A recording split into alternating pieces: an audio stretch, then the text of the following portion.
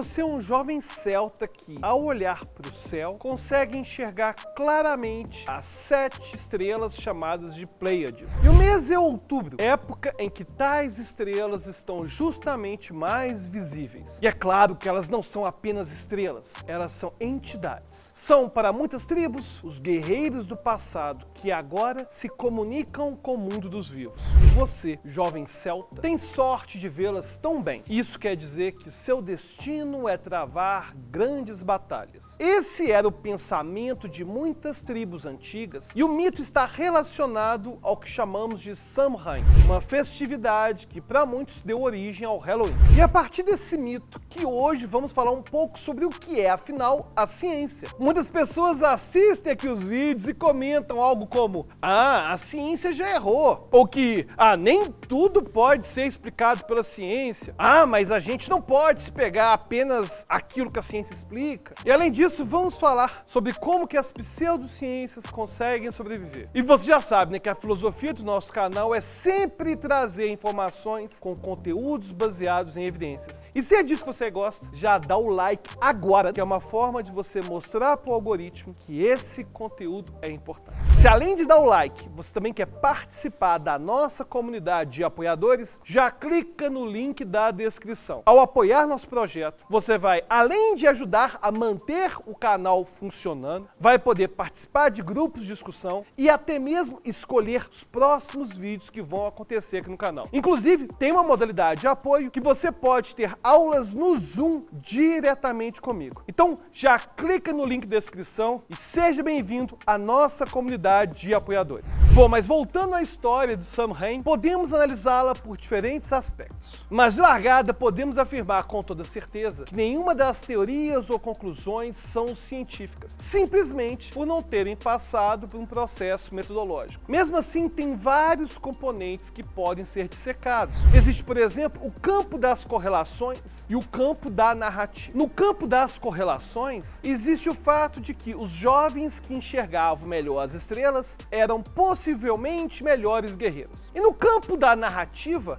temos a ideia de que espíritos ancestrais podiam se comunicar com as pessoas que então seriam predestinadas. E isso, se fosse trazido ao campo científico, se aproximaria daquilo que chamamos de hipótese. O fato é que essa crença espiritual nos astros trouxe, sim, algumas vantagens. Ao fazermos uma investigação, poderíamos concluir, por exemplo, que jovens que enxergam as estrelas tendem a ser melhores guerreiros simplesmente por terem melhor visão. Afinal de contas, na época, não havia métodos específicos para dizer se alguém sofria com miopia ou astigmatismo. Mas note que isso acaba não tendo nenhum tipo de relação com a narrativa proposta. As pseudociências não raramente trazem alguns fatores com certo grau de correlação e outros tanto sem correlação e ainda uma narrativa totalmente equivocada. Para entendermos um pouco mais sobre o que é a ciência, vamos falar sobre o que ela não é. A ciência não é uma religião ou uma crença. A ciência não trata daquilo que não pode ser verificado. O que não quer dizer que esses sejam tópicos inferiores. A ciência pode dizer, por exemplo, como que é o processo de desenvolvimento de um bebê, desde as primeiras divisões celulares. Mas ela não pode nem vai dizer se é certo ou não o direito ao aborto. A ciência pode me dizer, inclusive, se é possível eu clonar um bebê. Mas a ciência não vai ser capaz de me dizer se eu devo fazer isso. Essas vão ser reflexões para outros campos do conhecimento. E mesmo que um dia a ciência traga uma solução perfeita para que todos os seres humanos sejam felizes, isso viria ainda de uma assunção de que a felicidade dos seres humanos seria uma prioridade, o que pode ser mais uma vez debatido.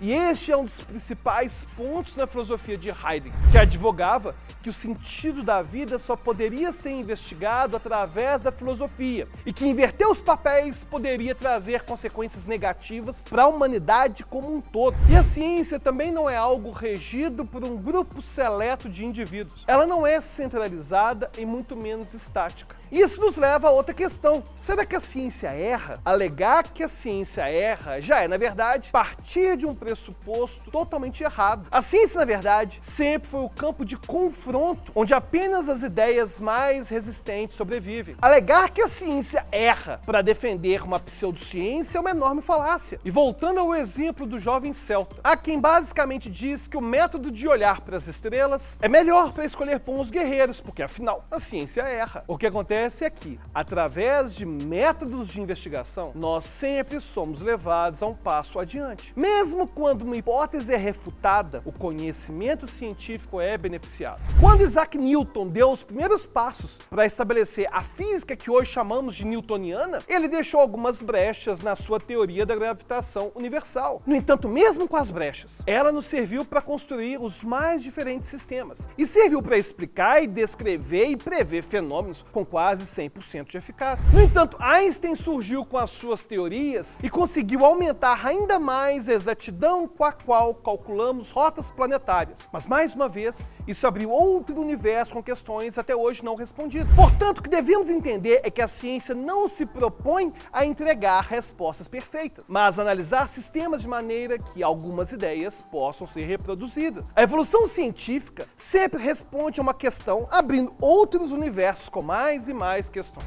Defender algo que está vários passos atrás com a desculpa de que a ciência erra não é nem de longe algo razoável. Mas ainda podemos citar alguns casos, como de medicamentos que foram defendidos por ditos cientistas. É importante notarmos que sistemas fraudulentos não são originários da ciência, mas sim justamente de pessoas ou instituições que burlam os métodos. E quem é encarregado de apontar isso é justamente a comunidade científica. É por isso que a gente tem a revisão por pares, onde especialistas da área que não possuem relação direta com o projeto vão verificar esses dados. E ainda outra coisa que precisamos notar é que descobertas científicas são muito comumente distorcidas pela mídia ou pelo senso comum. Existem diversas questões que estão muito longe de serem respondidas propriamente. Assim, a ciência normalmente se baseia em hipóteses com diferentes níveis de admissibilidade. Voltemos ao exemplo do Einstein. Com as suas descobertas, aprimoramos o nosso entendimento sobre a gravidade, mas ao mesmo tempo descobrimos a física quântica, que não funciona da mesma maneira que o nosso universo macro. Ninguém sabe ao certo como as coisas se conectam. No entanto, a ciência trabalha com modelos que têm maior grau de consistência, mesmo que não sejam 100% consistentes. E isso nos leva a outro problema. Existe aquilo que a ciência diz, aquilo que a matéria diz e aquilo que nós entendemos. Muito comumente, nossa percepção elimina todas as nuances e acabamos gravando uma ideia simplista sobre um assunto que nunca foi tratado como conclusivo. E quanto mais evidências chegam e a direção muda, ficamos com a impressão de que a ciência errou.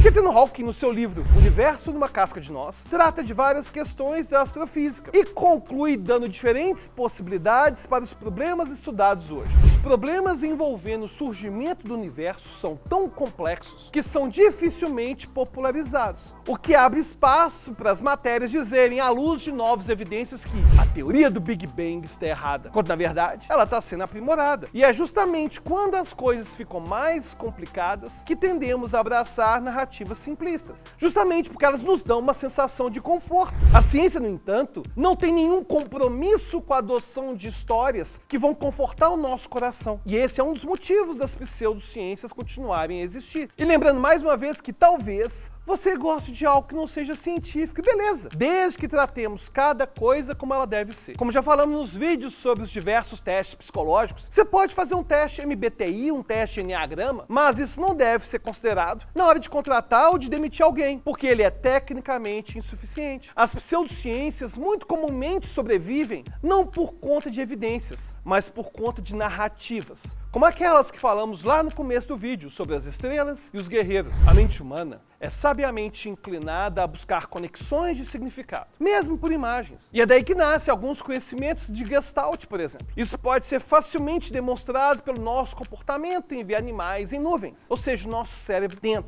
a todo tempo dá forma, dá sentido a coisas que não necessariamente têm forma e sentido. Assim, enquanto uma teoria científica pode ser complexa e inconclusiva, muitas pseudociências trazem justamente a proposta contrária, a proposta da verdade. E a nossa propensão a adotar narrativas é colossal. Durante a década de 60, algumas pessoas que sofriam com formas graves de epilepsia passaram por cirurgias que basicamente separaram os hemisférios dos seus cérebros. Assim descobrimos que as duas partes podiam funcionar de forma independente. Uma das descobertas que foram possíveis graças a isso foi a de que o nosso ímpeto de narrar os fatos é independente da nossa experiência. Um dos pacientes que passou por isso ganhou as iniciais WJ. Após ter o seu cérebro dividido, ele participou de inúmeros testes. Quando uma colher era mostrada apenas para o seu olho esquerdo, ele não conseguia identificá-la verbalmente, ainda que pudesse vê-la. Ainda assim, ele era capaz de dar respostas corretas através da indicação manual. O hemisfério do nosso cérebro que é responsável pelo controle motor do corpo é invertido. Isso significa que o hemisfério esquerdo é responsável pela parte direita do corpo. Assim, uma imagem apresentada do lado esquerdo é também processada pelo hemisfério direito do cérebro. E os cientistas mostraram duas imagens totalmente diferentes para o WJ. De um lado, mostraram uma imagem com neve. Do outro lado, mostraram uma galinha. Quando pediram para ele indicar imagens relacionadas ao que ele viu, ele selecionou uma pá e uma galinha. Então, quando perguntaram para ele sobre o motivo de ele ter apontado para uma pá, ele não pareceu confuso, pelo contrário. Ele deu uma explicação muito plausível. Ele precisa de uma pá para limpar o cocô da galinha. O seu cérebro, portanto, não apenas ignorou a imagem da neve, como criou uma narrativa plausível para explicar por que ele tinha escolhido a pá. Esse experimento foi refeito ainda com diversas outras pessoas. E o ímpeto de se criar uma história simplesmente para dar mais plausibilidade às próprias ações se manteve constante. Da mesma maneira, muitas vezes indivíduos preferem adotar uma narrativa que faz sentido no lugar da verdade. É importante notarmos, no entanto, que fazer sentido e ser verdade são duas coisas totalmente diferentes. Gazzaniga, o cientista responsável por esses experimentos, chegou à conclusão de que o hemisfério esquerdo do nosso cérebro é responsável por tecer causas e explicações. E para concluir, devemos entender que a ciência é um processo que não deve ter apego sentimental ou ideológico. Ainda temos espaço para questões filosóficas e contemplativas. Ainda podemos e devemos, se assim quisermos, professar nossa fé, mas não podemos sujar a ciência com coisas que não são próprias dela. E claro que ainda temos muita coisa a falar sobre esse assunto. Por isso não deixe de se inscrever agora no canal, ativar o sininho, porque toda semana tem vídeo novo para você. E se você quiser sugerir algum tema, é só clicar no link da descrição do vídeo, se tornar um apoiador. A gente se vê lá no grupo de apoiadores. Até o próximo vídeo.